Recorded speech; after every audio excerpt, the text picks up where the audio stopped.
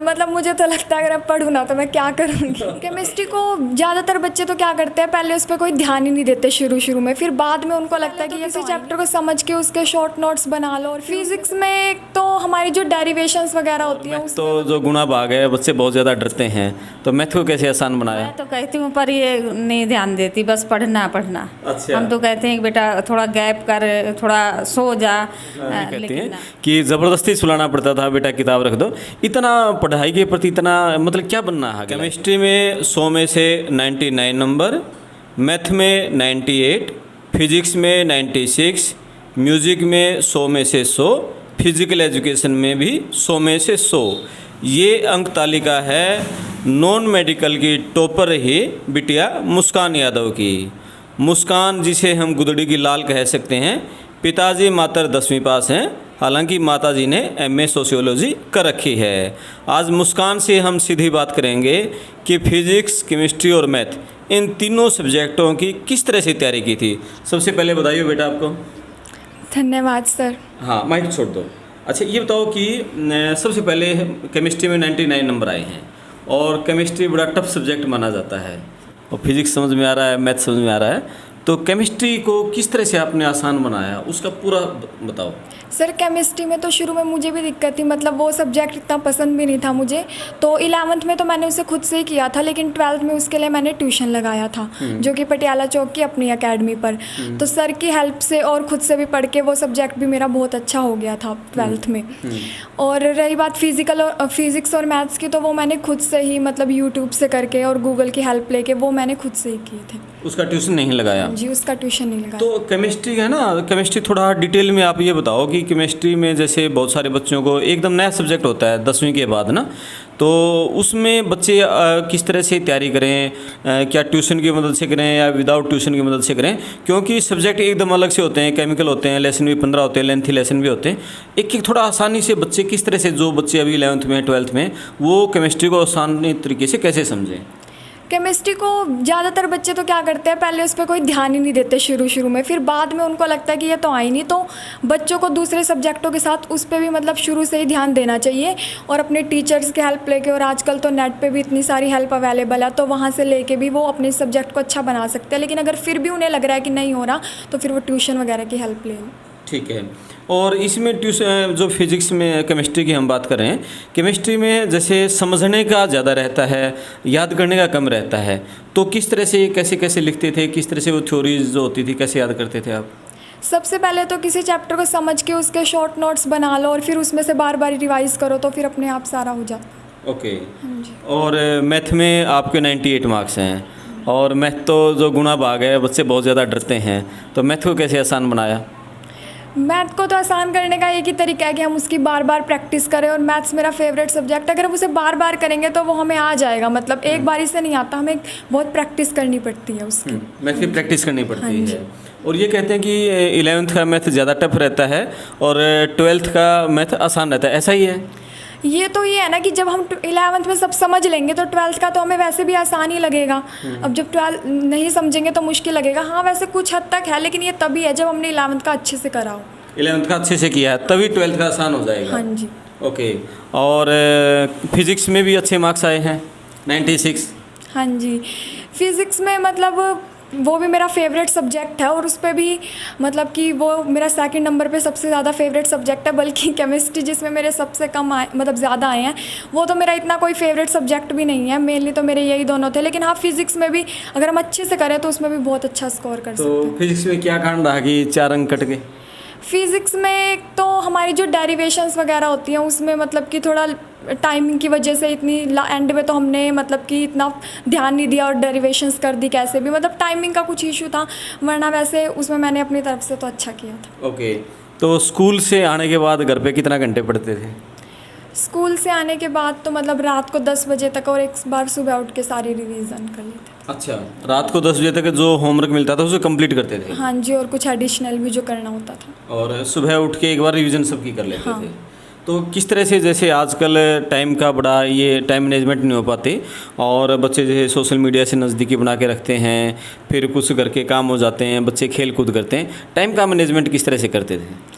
Time का management मतलब school में पढ़ लो, फिर ऐसा भी नहीं कि हरदम पढ़ते ही रहो, थोड़ा मतलब अपने लिए भी 1-2 घंटे निकाल लो और उसके बाद फिर मतलब कि रात को 10 बजे तक पढ़ लो, या किसी का टाइम मैनेज नहीं हो रहा तो मतलब वो सुबह थोड़ा जल्दी उठ सकता है पर इतना भी जल्दी नहीं, मतलब प्रॉपर गैप लेते हुए। प्रॉपर गैप लेते हुए। तो आपके टोटल परसेंटेज कितने बनी है प्लस 2 में? सर 98.6। 98.6। भाई नॉन मेडिकल की टॉपर है मुस्कान यादव, 98.6 अंक लेकर। जींद जिले के आपका स्कूल है Maharaja Agrasen girls senior secondary school. Maharaja Agrasen girls senior secondary school की छात्रा मुस्कान यादव 98.6 अंक लेकर पूरे हरियाणा के जींद जिले को टॉप किया है।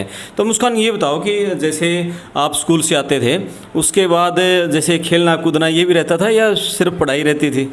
खेलने कूदने में तो वैसे मुझे ज़्यादा कोई इतना कभी नहीं खेला, कभी नहीं खेला ना, सिर्फ किताबों में लगी रहती पढ़ने में। आपने कभी कहा नहीं बेटा थोड़ा बहुत खेल भी लो? मैं तो कहती हूँ पर ये नहीं ध्यान देती, बस पढ़ना पढ़ना। अच्छा। हम तो कहते हैं कि बेटा थोड़ा गैप कर, थोड़ा सो जा, लेकिन ना, कोई मतलब नहीं। बल्कि अच्छा। मैं ऊपर छत पे पढ़ेगी ना तो मैं जिससे सोने के लिए जाऊंगी तो कहेगी मम्मी ऊपर मत आना। अच्छा। नहीं, आप कहोगे कि सो जाओ, ओके। नीचे ही लेट जाओ। अच्छा।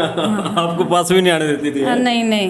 ओके। और फिर रात में जब पढ़ती थी 11-12 बजे तक, उसके बाद मैं सुबह देखती तो बेड पे हमारे साथ बोली मम्मी ऊपर सोने में डर लगता है अच्छा। अकेले। तो फिर आगे फिर पढ़ने लग जाती थी हैं? हाँ, सुबह उठ के 6 बजे से फिर कितने पढ़ती भाई थी। बहन हैं ये? बस 2 बहनें हैं। 2 बहनें हैं? हाँ जी। दूसरी छोटी है बड़ी है? छोटी है, 9वीं क्लास में है। वो 9वीं क्लास में है। हाँ जी। कहाँ के रहने वाले हो आप? हाँ, मैं सर यूपी के ऊंचा रायबरेली जिला हाँ। और पोस्ट ऊंचा हार गंदरावा। अच्छा, मूल रूप से तो वहाँ के रहने वाले हैं? हाँ जी, हाँ और जी। अब हरियाणा के जींद जिले में रहते हैं? हाँ जी। तो यहाँ बिटिया को जैसे ये स्कूल में पढ़ती थी, किस तरह से यहाँ भाषा को समझने में किसी तरह कोई दिक्कत नहीं आई? टाइम लगा था बचपन में, मतलब जब छोटा हमने एडमिशन करवाया नर्सरी क्लास में, तो हम गांव से आए।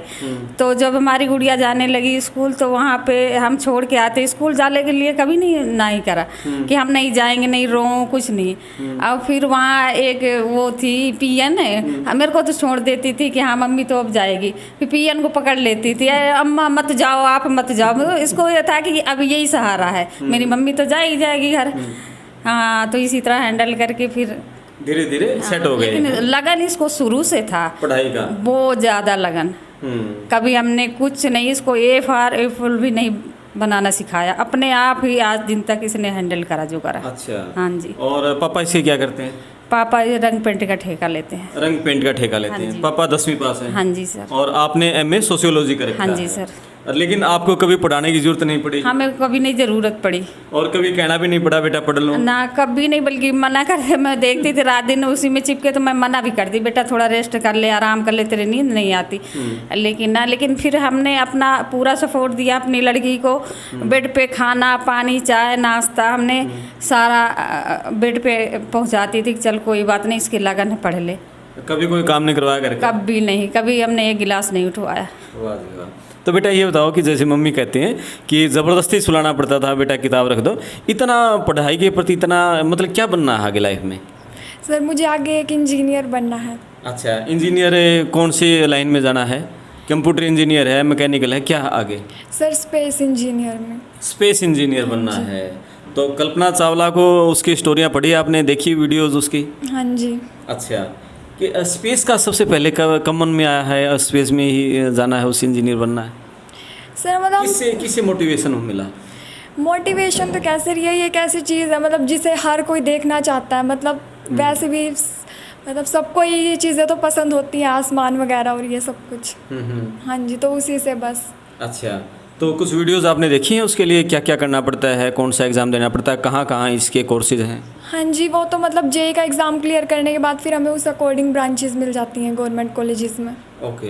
हाँ जी। तो ये बताओ बेटा, जैसे मम्मी कह रही हैं कि आज तक ना तो हमने कोई काम करवाया, खेलने के लिए थे कभी खेली नहीं, रात को ज़बरदस्ती सुलाने के लिए कहते थे, लेकिन दूसरे घरों में तो देखते हैं कि घरों में यही झगड़ा होता है, बेटा पढ़ ले पढ़ ले पढ़ ले। तो इतना पढ़ाई के प्रति बोरिंग कभी कोई सब्जेक्ट नहीं लगा? नहीं सर, मतलब मुझे तो लगता है अगर मैं पढ़ूँ ना तो मैं क्या करूँगी। अच्छा। मतलब मुझे कभी इस बात से कोई बोरिंग फील नहीं होती, और होती भी है तो मैं मतलब 2-3 मिनट का ब्रेक ले लेती हूँ। अच्छा। हाँ जी। तो जब ब्रेक लेते हो, जब मोबाइल पे यूट्यूब फेसबुक या कुछ क्या गाने सुनते हो, क्या करते हो, क्या और क्या इंटरेस्ट है आपका? मेरे को वैसे तो यूट्यूब पे और कुछ देखना बिल्कुल पसंद नहीं है। मेरे हाथ में फ़ोन आता तो मैं उसमें यही देखती हूँ, कोई काम की वीडियो देख लूँ। यूट्यूब पे मुझे वैसे कुछ देखना पसंद नहीं है, मैं वैसे ब्रेक ले लेती हूँ, टीवी देख लेती हूँ और ऐसे। वैसे यूट्यूब पे मैं कुछ देखना पसंद नहीं करती। ओके। तो आजकल तो बच्चे सोशल मीडिया पे सबके फिर अपने अकाउंट है, आपने अकाउंट बना रखे अपना सोशल मीडिया पे? मुझे तो ऐसा कुछ भी बनाना नहीं आता, बल्कि ईमेल आईडी भी मैंने पिछले साल हम कंप्यूटर कोर्स पे जाते थे तो सर ने कहा कि मतलब बना लो, ज़रूरत पड़ती है उसकी आगे। अच्छा। तो हाँ, वैसे मुझे इन चीज़ों का बिल्कुल भी कोई शौक नहीं है। और छोटी बहन को मोटिवेट करते हो? हाँ जी, करते तो है, पर वो अभी मतलब छोटी है, इतना समझती नहीं है उसे।